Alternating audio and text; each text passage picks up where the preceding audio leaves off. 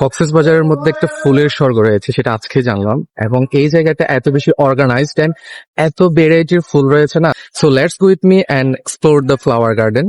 And জায়গাটা কোথায় অবশ্যই ভিডিও দেখতে জানতে পারবেন। সো লেটস গো। ফুল হচ্ছে শুদ্ধতার প্রতীক। সো ফুল ভালো লাগে না এরকম মানুষ খুঁজে পাওয়া যায় না। আর সেটা যদি হয় একটা অর্গানাইজড বাগানে, তাহলে তো একদম কথাই নেই। মনটা ফুরফুরে হয়ে যাবে, মন একদম রিফ্রেশ হয়ে যাবে।